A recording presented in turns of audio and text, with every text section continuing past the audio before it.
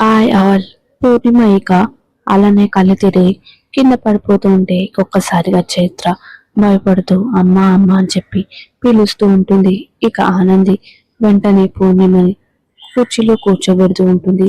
కుర్చీలో కూర్చోబెట్టగానే ఇక చైత్ర తన చేతులతో పూర్ణిమకి రాస్తూ ఉంటే ఇక వెంటనే పూర్ణిమ లేస్తుంది. అమ్మ అని చెప్పి ఇక చైత్ర బాధపడుతూ ఉంటుంది. ఇక ఆనంది ఇప్పుడు ఎలా ఉందని చెప్పి అడుగుతుంటే నాకు ఇప్పుడు బాగానే ఉంది, మనం హాస్పిటల్కి వెళ్దాం అని అంటుంటే నేను ఎక్కడికి రాను, మీ ఆరోగ్య పరిస్థితి బాగాలేదండి, మీకు టెస్టులన్నీ చేపించాలి. నాకు ఏ టెస్టులు అవసరం లేదమ్మా, నా బాధ నా భయం అంతా నా కూతురు గురించే. నేను ముందే చెప్పాను కదా ఈ అబ్బాయి ఇక్కడికి రావద్దని, మళ్ళీ ఇక్కడికి ఎందుకు వచ్చాడు? అప్పుడు ఆనంది వీళ్ళిద్దరి పరిస్థితి చూస్తున్నారు కదా, అందుకే వేరే దారి లేక తీసుకొచ్చాను అని చెప్పి అంటుంటే ఈ అబ్బాయి మా జీవితంలోకి రాకముందుకు మేము ప్రశాంతంగా ఉండేవాళ్ళం, మాకున్న సమస్యలు చాలా అన్నట్టు ఇప్పుడు ఇదో కొత్త సమస్య అని అంటుంటే ఇక సీతన్ ఆంటీ నా వల్ల నీకు ఎలాంటి సమస్య రాదు, ఇంకేం సమస్య రావాలి, సరదాగా సంతోషంగా ఉండాల్సిన నా కూతురు నీ వల్ల ఎలా తయారైందో చూడు, పిచ్చిదానిగా తయారైంది అని అంటుంటే అప్పుడు సీతన్ చూడండి ఆంటీ, మేమిద్దరం ప్రేమించుకున్నాం, పెళ్లి చేసుకుంటాం, కలిసి బతకాలనుకుంటున్నాం, అలా అని చెప్పి మీరు మమ్మల్ని విడదీస్తే మేము చచ్చిపోము, కానీ ఒకరి కోసం ఒకరు జీవితాంతం అలానే ఉండిపోతాం అని చెప్పి అంటుంటే ఇక పూర్ణిమ అలానే చూస్తూ ఉంటుంది. నేను మీ అమ్మాయిని ప్రేమించింది మీరు వదిలేమని చెప్పగానే తనని నేను వదిలేసి వెళ్ళిపోవడానికి కాదు, తను నా మనిషి, ఎప్పటికైనా తను నా మనిషి అని చెప్పి ఇక చైత్రని గట్టిగా పట్టుకుంటూ చెప్తూ ఉంటే ఇక ఆనంది పూర్ణిమను చూస్తూ సీతన్ నువ్వు బయటికి వెళ్ళు అని చెప్పి అంటూ ఉంటుంది. అది విన్న సీతన్ వెంటనే అక్కడి నుంచి బయటికి వెళ్ళిపోతూ ఉంటాడు. ఇక ఆనంది పూర్ణిమతో సీతన్ చాలా మంచివాడండి, తనకి ఏ చెడ్డ అలవాట్లు లేవు, తనకి చైత్ర నచ్చింది, ఇద్దరు ఒకరినొకరు ఇష్టపడ్డారు, ఈరోజు మీకు సమస్యలు ఉండొచ్చు కానీ కాలం ఎప్పుడు ఒకలాగా ఉండదు కదా, ఈ సమస్యలు ఈ రోజు ఉండొచ్చు కానీ రేపు ఉండకపోవచ్చు, మీకున్న ప్రాబ్లమ్స్ అన్ని మీ జీవితం నుంచి వెళ్ళిపోయినాకైనా సరే మీరు మీ కూతురి ఫ్యూచర్ గురించి ఆలోచిస్తారు, అప్పుడైనా తనకు ఒక తోడు చూస్తారు, తనకి ఎలాంటి వాడు రావాలని కోరుకుంటారు, ఒక నమ్మకమైన వాడు, తనని మధ్యలోనే వదిలేసి వెళ్ళిపోనివాడు. సీతన్ అలాంటి వాడే, ఒక్కసారి చెయ్యి పట్టుకున్నాడంటే బ్రతికినంత కాలం తను ఆ చెయ్యి వదిలిపెట్టడు. కానీ ఇప్పుడున్న పరిస్థితిలో నేను మిమ్మల్ని ఇబ్బంది పెట్టను, కానీ మీరు మీ ప్రాబ్లం ఏంటో చెప్పకుండా నేను మీకు ఎలా హెల్ప్ చేయగలను అని అంటుంటే ఇక పూర్ణిమ అలానే చూస్తూ ఉంటుంది. అప్పుడు పూర్ణిమ మీ ఇంట్లో మా గురించి చెప్పావా అమ్మా అని అంటుంటే లేదు, మా గురించి ఇంట్లో అడగలేదా అని అంటుంటే అడిగారు కానీ నేను చెప్పలేదు, నువ్వు ఒక ఆడదానివి, గౌరవంగా బతకాలని కోరుకుంటున్నావు, నాలాంటి వాళ్ళని నువ్వు ఎంతో మందిని చూసుంటావు, ఏ మర్యాద ఏ ఆరాధన లేని ఆడదానికి, పైగా భర్త లేని ఒంటరి కూతురున్న ఆడదానికి బ్రతుకు అనేది ఒక పోరాటమే, నా జీవితంలో నేను సాధించేది ఇంకా ఏదీ లేదు, నేను ఆలోచించేది నా కూతురు గురించే అని చెప్పి దండం పెడుతూ మరోసారి ఆ అబ్బాయిని ఇక్కడికి తీసుకురావద్దు అని చెప్పి అంటుంటే ఇక ఆనంది సరే అమ్మా నేను తీసుకురాను, నీ ఆరోగ్యం జాగ్రత్త, చైత్ర నీ ఆరోగ్యం నువ్వు కూడా చూసుకోవాలి, ఇలా బాధపడుతూ జ్వరం తెచ్చుకుంటే ఎలా, టాబ్లెట్ వేసుకొని రెస్ట్ తీసుకో, అమ్మకి నువ్వే ధైర్యం చెప్పాలి అని చెప్పి అంటుంటే ఇక చైత్ర సరే మేడం అని అంటూ ఉంటుంది. నేను వస్తాను అని చెప్పి అంటుంటే ఇక పూర్ణిమ నువ్వు ఇక్కడికి రావద్దమ్మా, ఏమైనా అవసరం ఉంటే నేనే పిలుస్తాను అని చెప్పి ఇక పూర్ణిమ అంటూ ఉంటుంది. సరే అమ్మా అని చెప్పి ఇక ఆనంది వెళ్తూ ఉంటుంది. ఇక బయటికి రాగానే వెళ్దాం పద సీతన్ అని ఆనంది సీతన్తో అంటుంటే అక్క ఆంటీ మాటలు వింటుంటే నాకు భయంగా ఉంది, ఆవిడ కూడా భయంలోనే ఆ మాట అందిరా, చైత్ర నీకు దూరం కాదు. సరే వెళ్దాం పదా అని చెప్పి ఇక ఇద్దరు వెళ్తూ ఉంటారు. ఇక పూర్ణిమ, నువ్వు పడుకో, నేను మార్కెట్కి వెళ్ళొస్తాను అని చెప్పి చెప్తుంటే, వద్దమ్మా అని చైత్ర అంటుంటే, ఇప్పుడు నాకు బానే ఉంది, నాది నీరసం కాదు, నీకు ఏమవుతుందో ఏంటో అని చెప్పి భయం అంతే, నేను వెళ్ళొస్తాను, నువ్వు బయటికి రాకు, నేను గడియ పెట్టేసి వెళ్తాను అని చెప్పి ఇక మార్కెట్కి వెళ్తూ ఉంటుంది. ఇక ఇక్కడ సీను బైక్ ని తోడుస్తూ, అమ్మాడి అక్కడికి పోయిందో లేదో, సీతన్కి ఇవాళ ఆ పిల్లని చూపించకపోతే సీతన్ పిచ్చివాడు అయ్యేటట్టున్నాడు, కానీ అమ్మాడి చూపినని చెప్పి మాటిచ్చింది కదా, ఈ విషయం జీవనకి చిలకమ్మకి ఎట్లా తెలిసిందో, చిలకమ్మ చెప్పిందా ఏంటి అని చెప్పి అనుకుంటూ ఇక తోడుస్తూ ఉంటే అప్పుడే ఇక అలేఖ్య వస్తూ ఉంటుంది. ఇక వెంటనే అలేఖ్య సీను దగ్గరికి వచ్చి, సీను టీ అని చెప్పి ఇస్తుంటే, ఏంటి టీయా? అవును సీను, ఎవరికి? నీకే. ఏంది ఇది నాకేనా? అవును సీను నీకే. నువ్వేనా ఇది? అవును నేనే. ఎవరు పెట్టినారు? నేనే పెట్టినా. ఇది నిజమేనా? ఈరోజు నేను పచ్చబొట్టు పెట్టించుకోవాలి.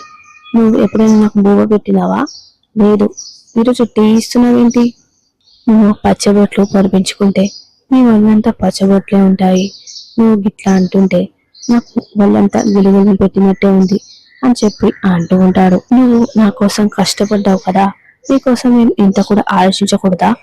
నువ్వు ఇంత ముద్దుగా మాట్లాడుతున్నావు ఏంటి చిలకమ్మ అని అంటుంటే, ముందు ఈ టీ తాగు అని చెప్పి ఇస్తుంటే ఇక వెంటనే సీను తాగుతా అని చెప్పి వెంటనే తాగిస్తూ ఉంటాడు.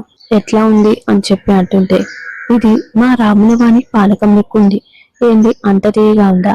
లేదు చిలకమ్మ, అంత మధురంగా ఉంది. ఓ అవునా? ఇక సీను చాయ్ తాగుతూ ఉంటే ఇక అలేఖ్య, సీను నిన్ను ఒకటి అడగాలి. ఏంటి చిలకమ్మ? ఆనంది గురించి అడగాలి. ఆనంది ఎక్కడుంది అని అంటుంటే, ఏముంది, పని లేదు కాబట్టి ఇంట్లోనే ఉంది. ఆనంది ఇంట్లో లేదని నాకు తెలుసు, ఎక్కడికి వెళ్ళిందో చెప్తావా అని అంటుంటే ఇక సీను మనసులో, చాయ్ ఇచ్చి నాకు బిస్కెట్ వేస్తావా, చెప్తానే పని అని చెప్పి మనసులో అనుకొని, చెప్పు సీను అని అలేఖ్య అంటుంటే, ఒకరి గురించి మనకి ఎందుకు చిలకమ్మ, ఒకరి గురించి మనం ఎప్పుడైతే సోచాయిస్తామో అప్పుడే మన జీవితం గలీజ్గా అవుతుంది.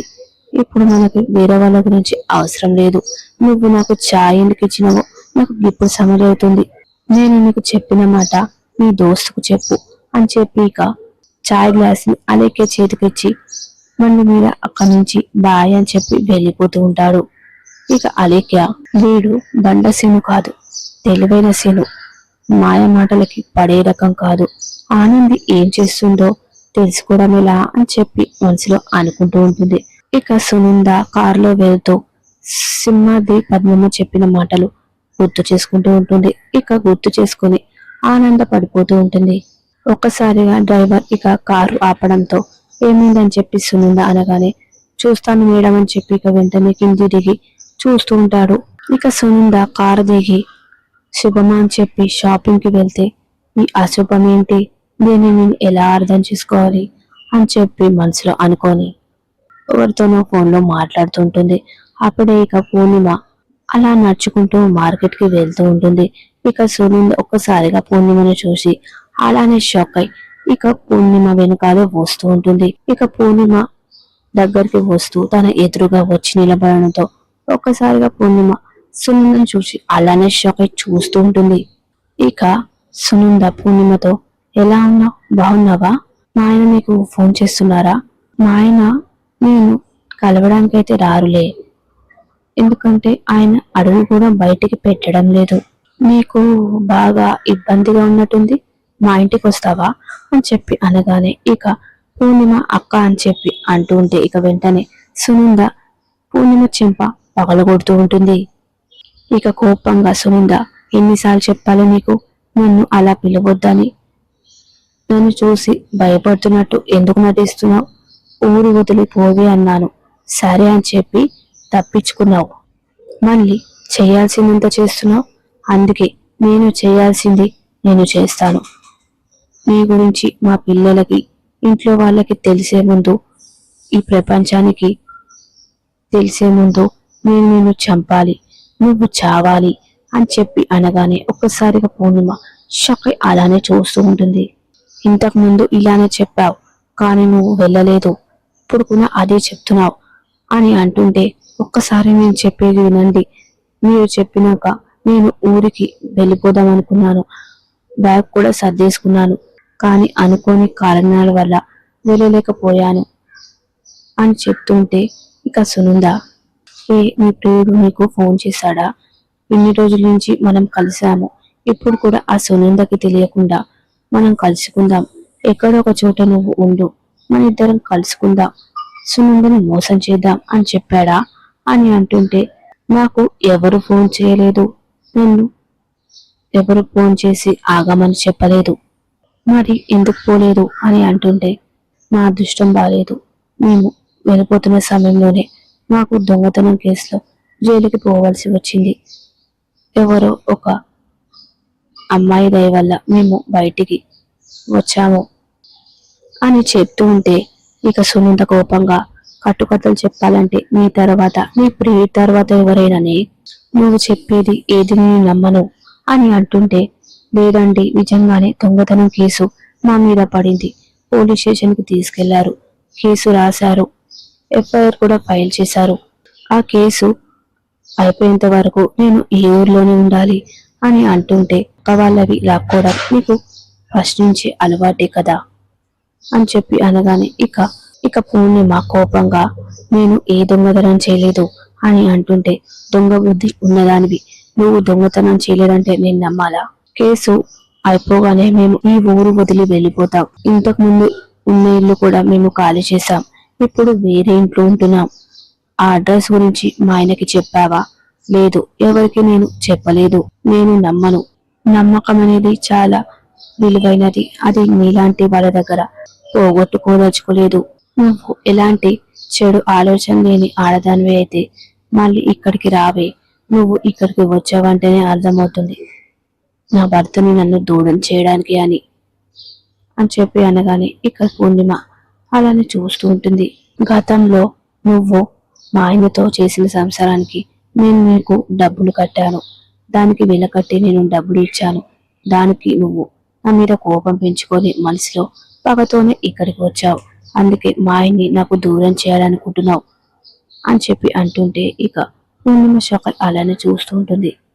నువ్వు మా ఆయన రెండో భార్యవని అందరికి తెలిసేలా చేస్తావు, అది తెలిసినాక నేను పరువు పోయిందానిలా అందరిలో తిరగలేను కాబట్టి పిచ్చిదాన్ని అయిపోతాను, లేదా ఏదో ఒకటి చేసుకొని చచ్చిపోతాను, అప్పుడు నువ్వు మా ఆయనతో హ్యాపీగా సంతోషంగా ఉంటావు అని అంటుంటే, లేదు నేను అలాంటి దాన్ని కాదు అని పూర్ణిమ అంటుంటే, ఇప్పుడు ట్రెండ్ అదే పూర్ణిమ, ఆల్రెడీ పెళ్ళై పిల్లలుంటారు, సడన్ గా ఒక ఆడది తన జీవితంలోకి ఎంట్రీ ఇస్తుంది, పెళ్ళాన్ని వదిలేసి దానితో తిరుగుతారు, అది ఎలాగో బరి తెగించిన ఆడది కాబట్టి దానికి ప్రేమ అని చెప్పి ఒక పేరు పెడతారు. నిజాయితీగా ఉన్న ఆడవాళ్ళు నాలా ఒక మూల కూర్చొని ఏడుస్తుంటే ఈ సిగ్గులేని అక్రమ సంబంధాలు ప్రపంచానికి ఏదో గొప్ప సందేశాలు ఇస్తుంటాయి. ఎవరి విషయంలో ఏం జరిగినా నేను పట్టించుకోను, కానీ నా ఫ్యామిలీ విషయంలో ఫ్యామిలీ జోలికి వస్తే మాత్రం నేను నిన్ను ఊరికే వదిలిపెట్టాను అని చెప్పి బెదిరిస్తూ ఉంటే, ఇక పూర్ణిమ, నా మాట నమ్మండి, కేసులో ఇరుకున్నాం, కేసులో బయటపడిన తర్వాత ఈ ఊరు వదిలి వెళ్ళిపోతాం, దయచేసి నా మాట నమ్మండి అని చెప్పి దండం పెడుతూ ఉంటే, ఇక సునంద, సరే ఎప్పటికి పూర్తవుతుంది అని అంటుంటే, ఒక 2-3 రోజుల్లో అయిపోతుంది అని చెప్పగానే, సరే నీకు వారం రోజులు టైం ఇస్తున్నాను, ఆ తర్వాత నువ్వు నాకు కనిపిస్తే నా కారు రోడ్డు మీదకి వెళ్ళడం కాదు నీ మించి వెళ్తుంది అని చెప్పి అనగానే, ఇక పూర్ణిమ భయపడుతూ షాక్ అయి అలానే చూస్తూ ఉంటుంది. ఇక సునంద చిటికలు వేస్తూ పూర్ణిమని బెదిరిస్తూ, ఈ విషయం బాగా గుర్తుపెట్టుకో అని చెప్పి అక్కడి నుంచి వెళ్ళిపోతూ ఉంటుంది. ఇక పూర్ణిమ గజగజ వణుకుతూ భయపడుతూ అలానే చూస్తూ ఉంటుంది. పూర్ణిమ భయపడుతూనే మనసులో, కేసు పూర్తవగానే ఈ ఊరు వదిలి వెళ్ళిపోవాలి, లేదంటే సునందక్క మమ్మల్ని బతకనివ్వదు అని చెప్పి మనసులో అనుకుంటూ ఉంటుంది. ఇక ఆనంది ఆదిత్య దగ్గరికి వచ్చి, ఏంటి ఆదిత్య గారు ఈరోజు మస్తు ఖుషిగా ఉన్నట్టున్నారు అని అంటుంటే, ఇది నేను మాటల్లో చెప్పలేననంది. చెప్పకుంటే నాకెట్లా తెలుస్తుంది ఆదిత్య గారు? అయితే చెప్తాను విను. నేను ఫిఫ్త్ క్లాస్ చదివేటప్పుడు నేను క్లాస్లో సెకండ్ వచ్చానని చెప్పి నాకు చిన్న ప్రైజ్ ఇచ్చారు. అది చూసి మా అమ్మ చాలా హ్యాపీగా ఫీల్ అయింది. అప్పుడు నాకు తెలిసింది నేను ఏదైనా సాధిస్తే మా అమ్మ చాలా హ్యాపీగా ఫీల్ అవుతుందని. మా అమ్మ అలా హ్యాపీగా చూడడం కోసం నేను ఏదో ఒకటి సాధిస్తూనే ఉన్నాను. మా ఫ్రెండ్స్ అందరూ అబ్రోడ్కి వెళ్ళిపోతే నేను వెళ్ళిపోవాలనుకున్నాను. కానీ మా అమ్మకి అలా వెళ్ళడం ఇష్టం లేదు. ఆ విషయం నాకు చెప్పలేదు. మా నాన్నతో చెప్తుంటే విన్నాను. అప్పుడు నేను విని మా అమ్మతో నేను అబ్రాడ్కి వెళ్ళాలనుకోవడం లేదు, ఇక్కడే ఉంటాను అని చెప్పగానే మా అమ్మ ఆ విషయం విని చాలా హ్యాపీగా ఫీల్ అయింది. అంతే, అప్పటి నుంచి నేను మా అమ్మ ఆనందాన్ని చూడాలనుకున్నాను. అప్పటి నుంచి ఏదో ఒకటి చేస్తూనే ఉన్నాను. అందుకే నేను నా ఎడ్యుకేషన్ కంప్లీట్ అవ్వగానే మా అమ్మ దగ్గర అసిస్టెంట్గా జాయిన్ అయిపోయాను. మా అమ్మ కళ్ళల్లో ఆనందాన్ని చూడడానికి నేను మా అమ్మతో ఎప్పుడు మీకు ఏం కావాలి ఏం కావాలి అని చెప్పి అడిగేవాడిని. కానీ మా అమ్మ నాకు ఎప్పుడు ఏం కావాలి అది కావాలని చెప్పి నాకు చెప్పేది కాదు. కానీ మొదటిసారి మా అమ్మ నన్ను ఒకటి కావాలని అడిగింది. అని అనగానే ఏంటది ఆదిత్య గారు అని చెప్పి ఎగ్జైటింగ్ గా ఆనంది అడుగుతూ ఉంటే, ఇప్పటి వరకు నేను చాలా చూశాను, ఇప్పుడు నేను చూడాలనుకుంటుంది ఒకటే. ఏంటండి అది? మన పిల్లల్ని అని చెప్పి అనగానే ఇక ఆనంది ఆనందపడుతూ ఉంటుంది. అవును ఆనంది, మనకి ఫస్ట్ కి ముహూర్తం పెట్టించారని చెప్పగానే అమ్మ చాలా హ్యాపీగా ఉంది. అందుకే అమ్మ కోరిక మనం తీర్చాలి ఆనంది. అది ఎలాగో తీర్చదులేండి. మీకు ఎవరంటే ఇష్టం? అబ్బాయి అంటే ఇష్టమా అమ్మాయి అంటే ఇష్టమా అని ఆనంది అడుగుతుంటే, నాకు అమ్మాయి అంటేనే ఇష్టం. ఎందుకు అని ఆనంది అంటుంటే, నాకు చెల్లెలు లేరు, మా నాన్న సైడ్ కూడా చెల్లెలు లేరు. నాకు చెల్లెలు లేరు కాబట్టి ఒక ఆడపిల్ల ఉంటే బాగుంటుంది అనిపిస్తుంది. ఆడపిల్ల ఇంట్లో ఉంటే ఆ సందడే వేరు అని చెప్పి ఇక అమ్మ చెప్తూ ఉండేది. అందుకే నీలాంటి ఒక అందమైన ఆడపిల్లని కలిస్తే మా అమ్మ చేతిలో పెడితే అమ్మ చాలా హ్యాపీగా ఫీల్ అవుతుంది అని అంటుంటే ఇక ఆనంది, మీతో ఇట్లా మాట్లాడుతుంటే ఇవన్నీ జరుగుతున్నట్టే అనిపిస్తుంది. అన్నీ జరగాలి ఆనంది, అన్నీ జరగాలి. కానీ ఒకటి మాత్రం గుర్తుపెట్టుకో, అమ్మ బాధపడే విషయం ఏది చేయకూడదు, అమ్మ సంతోషపడే విషయమే చేయాలి అని చెప్పి చెప్తూ ఉంటాడు. ఇక ఆనంది అలానే చూస్తూ ఉంటుంది. ఇక కోపంగా సునంద లోపలికి వచ్చి, ఛే, పూర్ణిమని పేరు నుంచి తీసుకొచ్చింది ఈయనే అయి ఉంటారు, ముందు ఈయన సంగతి చెప్తాను అని చెప్పి ఇక శశికాంత్ దగ్గరికి వెళ్తుంటే అప్పుడే ఇక సునందకి కాల్ వస్తూ ఉంటుంది. ఇదేంటి కొత్త నెంబర్ లా ఉంది అని చెప్పి ఇక సునంద ఫోన్ వెంటనే లిఫ్ట్ చేస్తూ ఉంటుంది. సునంద గారైనా మాట్లాడింది అని లేడీ ఎస్ఐ అడుగుతుంటే, అవును నేను సునందనే, నాకెందుకు చేశారో చెప్పండి అని అంటుంటే, నేను ఆనంది గారికి ఫోన్ చేశాను, కానీ తనకి కలవకపోవడంతో నీకు చేశాను. మా కోడలికి ఎందుకు మీరు ఫోన్ చేయాలనుకున్నారు? ఒక దొంగతనం కేసులో ఒక వ్యక్తికి ఆనంది గారే బెయిల్ ఇప్పించారు అని చెప్పడంతో సునంద ఒక్కసారిగా షాక్ అయి అలానే చూస్తుంటుంది. ఆ వ్యక్తి పేరు ఏంటో చెప్తారా అని సునంద అంటుంటే, పూర్ణిమ అని చెప్పడంతో ఇక షాక్ అయి అలానే చూస్తూ ఉంటుంది. ఇప్పుడు ఆ కేసు కోర్టుకు వెళ్ళింది, అందుకే నేను ఆనంద్ గారికి కాల్ చేస్తున్నాను అని చెప్పి చెప్తూ ఉంటుంది. ఒకసారి మేడం గారికి చెప్పండి మేడం అని చెప్తే సరే అని చెప్పి కాల్ కట్ చేస్తూ ఉంటుంది. అవును ఆనంది పూర్ణిమని బెయిలిచ్చి తీసుకురావడం ఏంటి? పూర్ణిమ ఎవరో ఆనందికి తెలుసా? అలా తెలిసే ఛాన్స్ లేదే. అలా తెలుసుంటే పూర్ణిమ నాకు ఈ విషయం చెప్పేది కదా అని చెప్పి అనుకుంటూ ఉంటుంది. ఇక ప్రోమోలో ఇక ఆనంది సునందకి భోజనం ముద్దిస్తూ, మిమ్మల్ని నేను ఒక మాట అడగొచ్చా అని చెప్పి అంటుంటే, నువ్వు ఆఫీస్ విషయాలు ఏం పట్టించుకోవాల్సిన అవసరం లేదు అత్తయ్య గారు, నేను మాట్లాడుతుంది దాని గురించి కాదు. నా జ్యోతమ్మే నా గురువు, నాకు నీతి నేర్పింది. ఎవరికైనా మనం సహాయం చేస్తా అని చెప్పి ఆశ కల్పించొద్దు. కల్పించామంటే వాళ్ళు మన మీద నమ్మకం పెట్టుకుంటారు, ఆ నమ్మకాన్ని మనం కాపాడుకోవాలి అని చెప్పి చెప్తుంటే, అయితే ఇప్పుడు నాకు ఏం చెప్పాలనుకుంటున్నావు ఆనంది? నేను ఆ కేసుని వదులుకోవాలనుకోవడం లేదు అత్తయ్య గారు అని చెప్పి అంటుంటే ఇక కోపంగా సునంద పక్కకి విసిరేసి అన్నాన్ని పైకి లేచి ఆనంది వైపు కోపంగా చూస్తూ ఉంటుంది. మరి ఏం జరగబోతుందో నెక్స్ట్ ఎపిసోడ్ లో చూద్దాం.